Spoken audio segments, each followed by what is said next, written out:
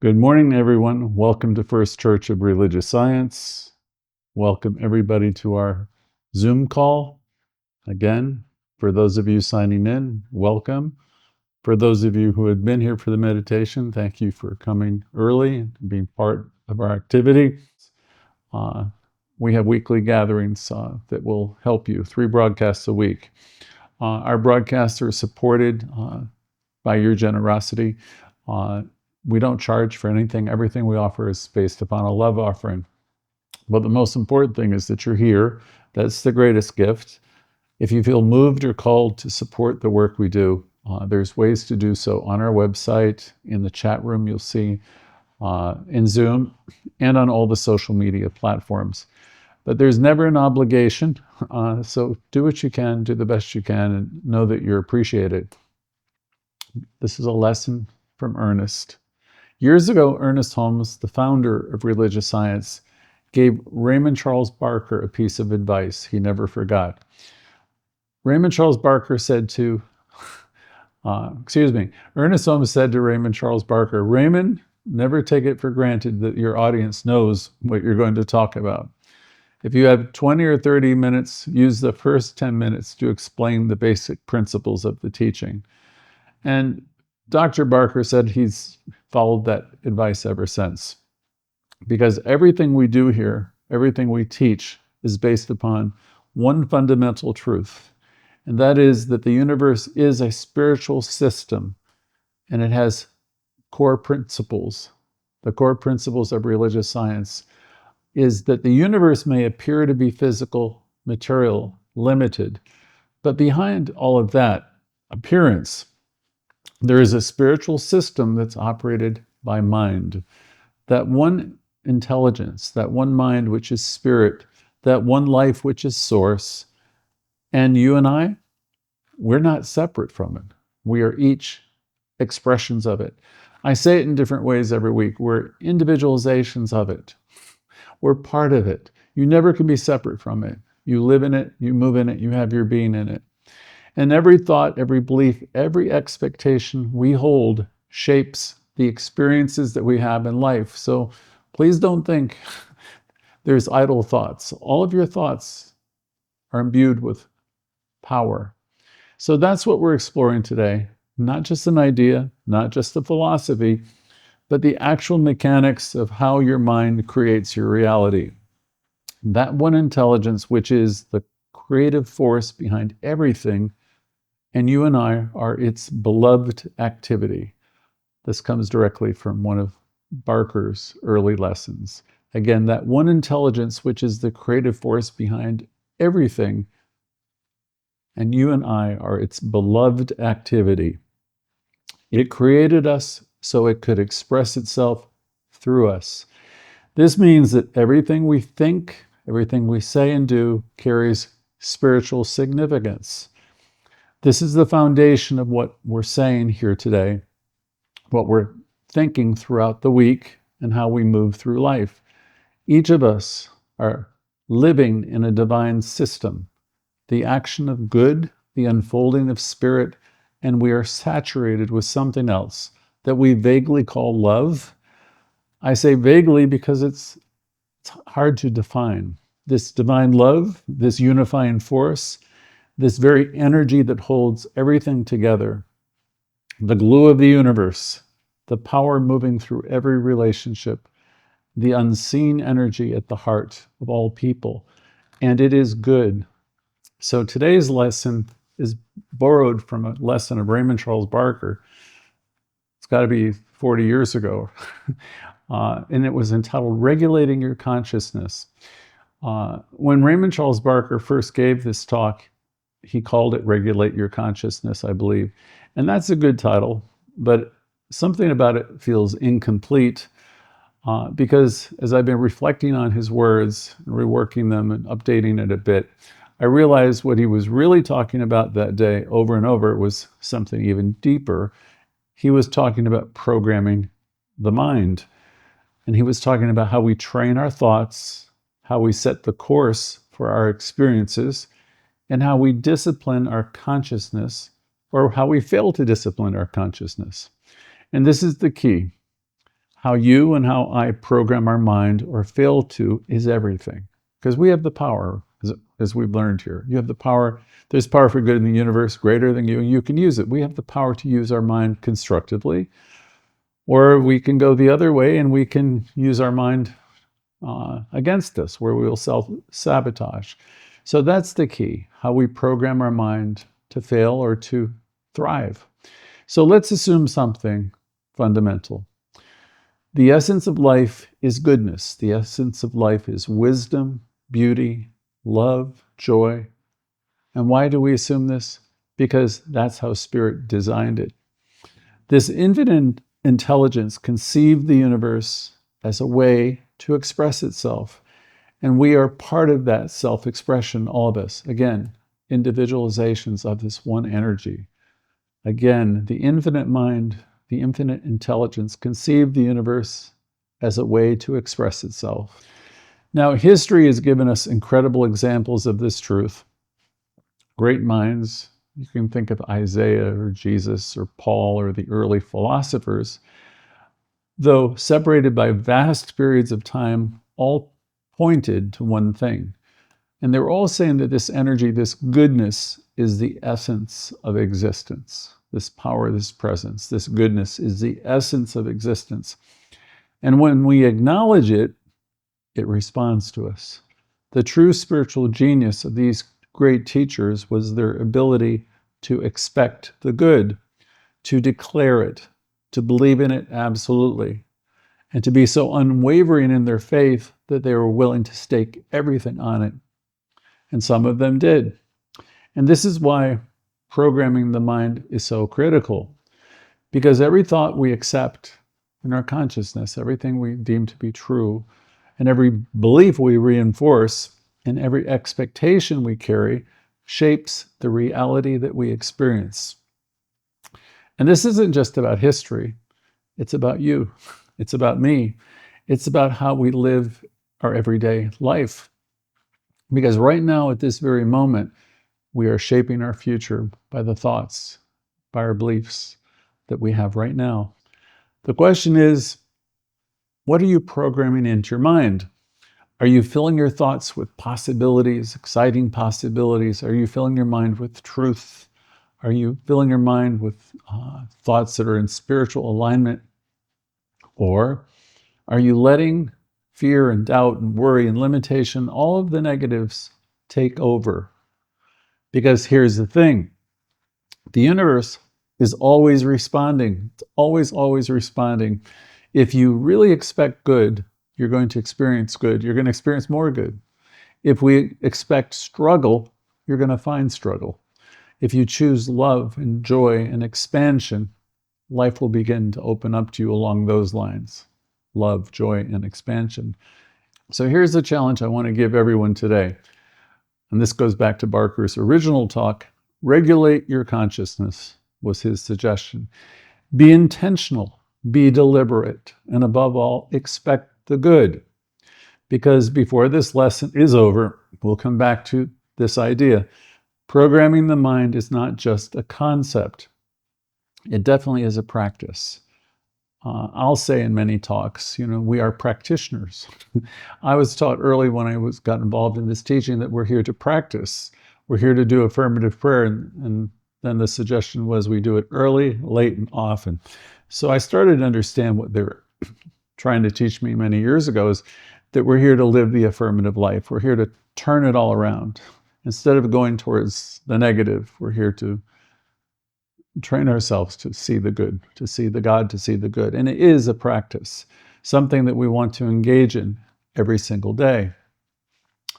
It's been called the mystical approach to life. I've heard it called that many times over, most of my adult life. In religious science, we're learning to see beyond what's readily apparent. And we're here to see and recognize that there's a deeper spiritual reality than what we see in our day-to-day living. We've all had moments where life seems unfair, chaotic, frustrating, moments where things didn't seem to make much sense. But when we stand back from it from a distance, we can see harmony. When you look back in your life, you can see how everything that happened didn't happen to you, it happened for you. So when we take this approach, this positive approach, or this what we'll call the mystical approach to life, we stop reacting to what's on the surface, and instead we train ourselves to see with spiritual understanding, with spiritual eyes. And this isn't a new idea. It has its roots deep in the Transcendental movement, which greatly influenced religious science. Because that movement, transcendence is exactly that idea, is looking beyond or looking past the appearances to a deeper truth. The word transcend means to go beyond the ordinary, beyond what seems obvious, and look into a deeper reality or deeper truth beneath what is apparent at the surface. And this is exactly what Ralph Waldo Emerson was talking about, and Henry David Thoreau taught. They believed that behind the physical world there was an unseen reality, a divine presence and activity, an infinite intelligence that was always at work. They rejected the idea that we are merely at the mercy of external circumstances. Instead, they all taught that each of us has the ability to connect directly with this activity within. We have the ability to connect with it and transcend limitations and experience the divine within ourselves. And that belief forms the foundation of what we teach in religious science. It's why we affirm that life is not happening to us, life is happening through us. Again, that goes to what are you approaching the ocean of life with? We need to expand our consciousness so we can receive more of the good. Life, again, is not happening to us. Life is happening through us. If my container is very small and I think I only deserve a little, then how much do you think life can give me? If I'm open and receptive to good, if I know the kingdom of good is at hand, and I have positive expectancy, then I'm going to demonstrate that. You and I, we're co-creators with the divine. We're not victims of fate. We are each active participants in the spiritual process of life. So we practice seeing the good, seeing the God. That was the wisdom I learned from Edwene Gaines. She's a prosperity teacher. She's still alive and I think doing well. Some of you may have read her or heard her. She's one of the most vibrant teachers of prosperity in the New Thought movement. I fondly remember listening to her a couple times, and she was challenging everyone in the audience to see the good in the God. And she was using that phrase all the time. Here are her exact words, which I'm sure she has repeated hundreds of times over the years. She said, "I am here to see the good in the God, and the God in the good." And her point was this. The point was this. She uses the words interchangeably because she understands that the presence, the spirit, is in everything. She lives with the expectation that good is showing up for her everywhere, in every moment, in every way. Okay, so there it is with Edwene. She lives with the expectation that good is showing up for her everywhere, in every moment, in every way. And here's the thing, because she expects it, she sees it. She sees it everywhere. Not just in moments of peace and joy, but even in moments that challenge her. And that's the key. This ability to look beyond what's in front of us to see a deeper reality at work isn't just some lofty spiritual idea, it's a daily practice. I remember being involved with this in my 20s, and I had an affirmation, this is God in my life, and this is God in my life. Throughout the day, I would be telling myself that this activity, whatever was going on, right or wrong, was God in my life. That's doing a version of what Edwene Gaines was talking about. The ability to look beyond what's in front of us to see the deeper truth at work. Again, not a lofty spiritual idea, a daily practice. So here's the good news. You don't have to go live in the woods like Thoreau. You don't have to retreat to a monastery. You don't have to meditate for 10 hours a day, because seeing past what's going on the surface is something you can do wherever you are. You can do it right here, right now. In religious science, we recognize that life is always more than what it seems. So Raymond Charles Barker was encouraging us that in that talk about regulating our minds, to take our mind, take back our mind, limit the negativity. And he was encouraging us to limit the amount of time you spend consuming negativity. Of course, he could have probably never imagined what was going on now, but it's the same idea. Limit the amount of time you spend consuming negativity anywhere and everywhere.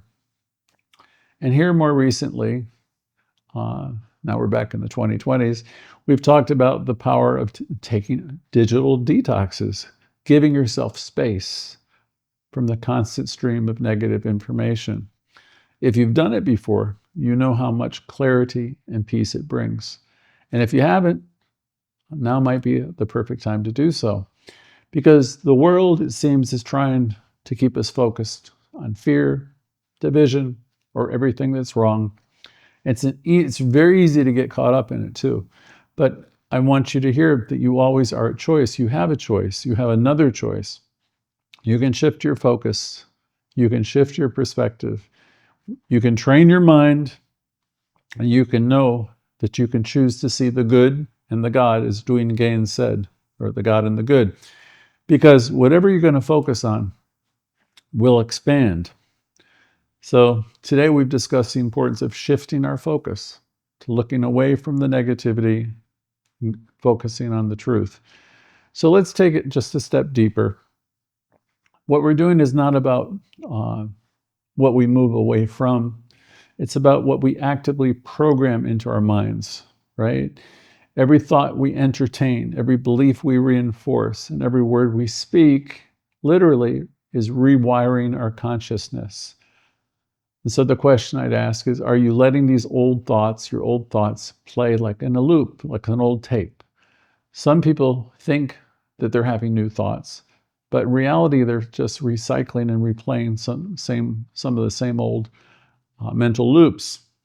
Especially, when you find yourself going over things that have happened in the past, ideas of who you, I don't know, resentments, what's fearful, limiting ideas.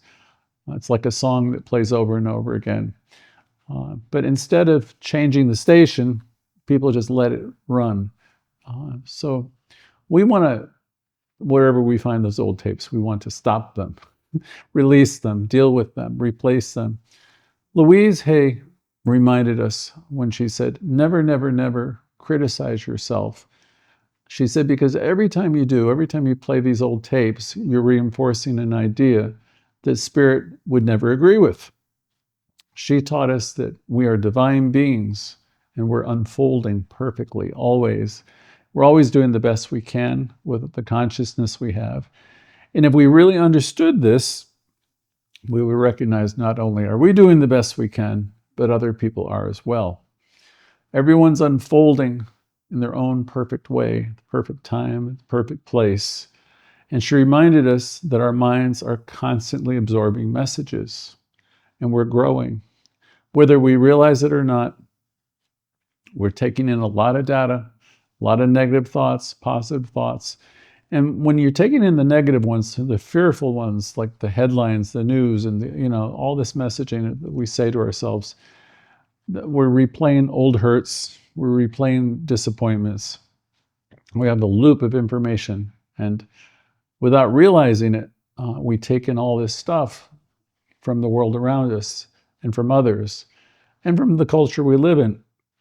So you are the only thinker in your world, and we want to learn to slow down and take a pause and really start programming ourselves, regulating our mind, as Barker would say, with positive messaging, messages of truth. So we can take in a lot of the criticism from the world around us. We do a good job of doing it to ourselves too. We take it in from others, from the culture we live in. And the thing about judgment, it's just another form of negativity. If we're constantly criticizing ourselves or others or life itself, all we're doing is reinforcing the ideas of frustration and separation.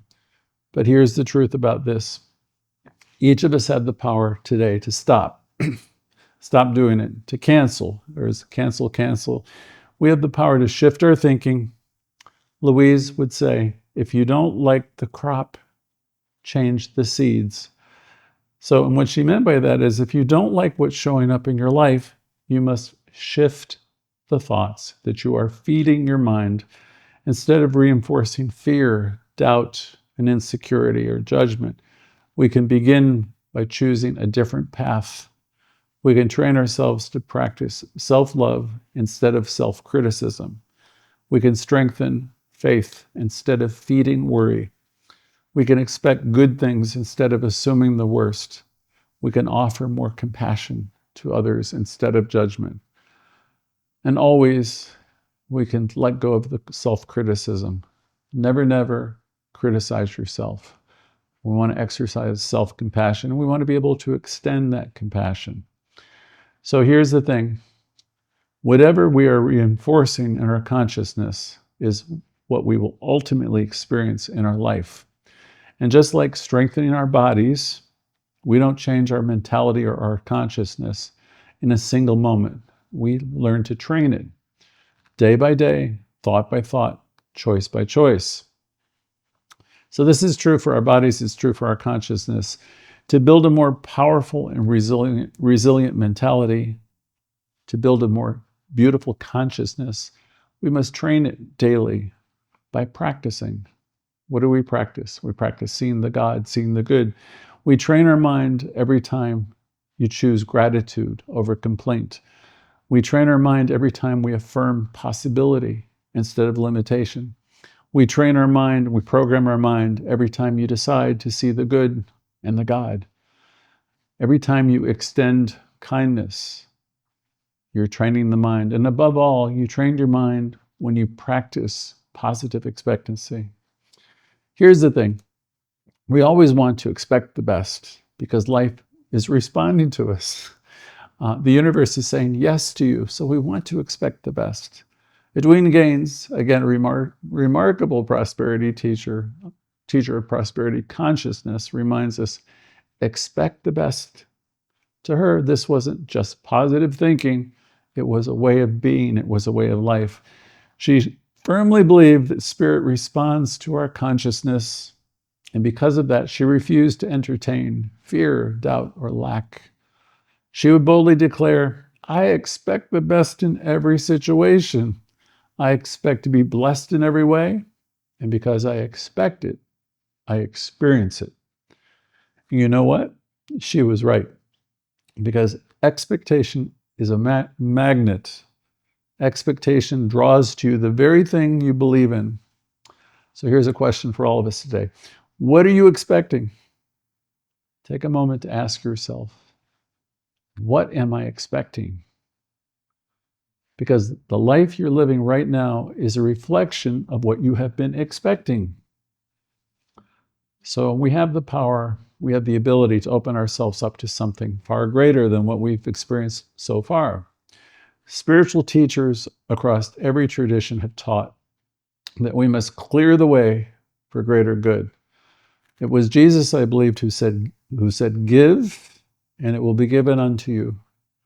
Louise affirmed, I lovingly release the past, and I trust in the process of life. Edwina Gaines, who I've mentioned 3 or 4 times now, a passionate believer in tithing, not just money, but in tithing of energy, love, and kindness, often said, if you want to prosper, open your hands and let some of it flow out. If you want to prosper, open yourself up and let some of it flow out. Don't cling, don't hoard, and don't be afraid. She went on to say, the universe is trying to bless you, but you have to trust the flow. We're not meant to grip and hold on tightly to patterns. We are meant to evolve, we're meant to grow, we're meant to let go and create space for the next level of our lives to unfold. another question or two. What are you holding on to that's holding you back? Again, what, if anything, are you holding on to? Person, place, or thing? What are you holding on to that's holding you back? Of course, I would say next, Louise would say, trust in the process of life. So whatever it is that you're holding on to that might be holding you back, think about letting go of it. Is there any story that you keep telling yourself that keeps you small?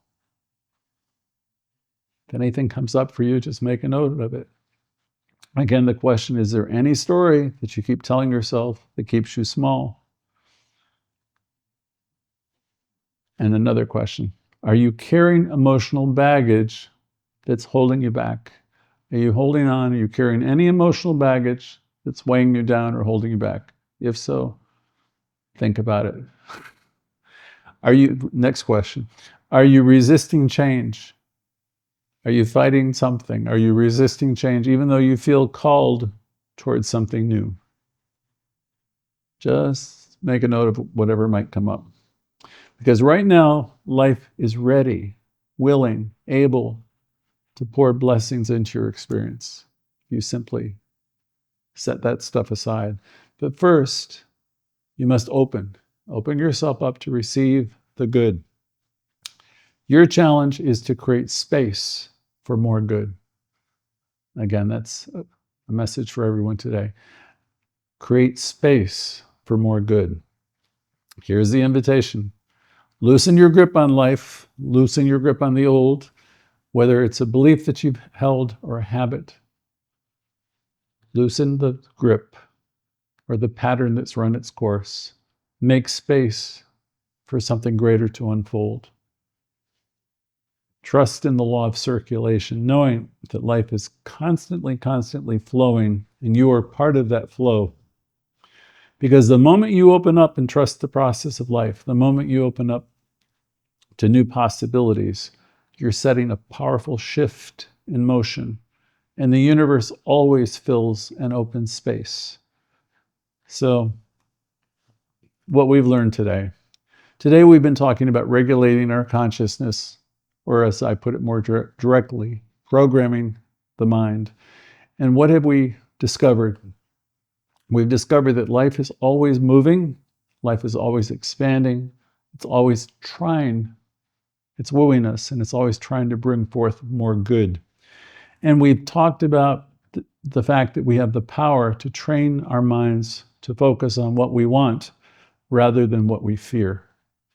You can keep shifting that. Wherever you see yourself going towards the negative, stop yourself. You can train your mind to go towards what you want rather than what you fear. And we talked about what we expect is what we experience. So why not expect something wonderful? That's the challenge for today. What we expect is what we experience. So the challenge is expect something wonderful. And when we shift our beliefs, the entire pattern of our life begins to shift right along with them. So let's go towards the positive side of life. And I've called you to recall that spirit responds to the openness we bring. So the more space we create for good, the more good flows in. So what are you making room for? What new possibility is waiting for you to say yes to? Are you ready to stop holding back and start leaning forward and fully trusting the process of life? Because the moment you do, the universe moves in ways that you never imagined. So I have one final suggestion, an invitation rather, for today. Loosen your grip, free yourself from whatever seems to be keeping you back. Step boldly into the flow of life, knowing that something greater is on its way. Lift your expectation high. Lift your expectations high. Open your mind, open your heart, and expect to know good is on the way. Because when you live this way, when you're hitching your wagon to the stars in your alignment with these principles, life cannot help but respond to you. The only question, again, is are you open to receive? So let's close this with a treatment. Let's take a deep breath together. right here and right now. I affirm the infinite intelligence of Spirit moving through me, guiding me, expanding into greater possibilities. And what I know for myself, I know for everyone here. I no longer hold on to thoughts that weigh me down. I release hesitation, doubt, and smallness. I make myself available for expansion, for clarity, and for greater love. And again, I know this for everyone here. I am open to receive, ready to transform, and I walk forward in confidence, knowing that life supports me fully. And for this, I give thanks. And so it is. So this is time for transition. This is time for sharing. It's first of all, thank you all for being here. Whoever is new, please say hello on the other side of the break. There's going to be a couple minutes time for anyone who wants to share. Share about, let us know where you're from, what came up for you today, what idea, if any, or what ideas sparked your imagination. Is there any shift that you're ready to make? So this is your time. Love to hear from every one of you. So let's take this moment together, because transformation happens in community. So thank you again, and we'll see you at the other side of the break.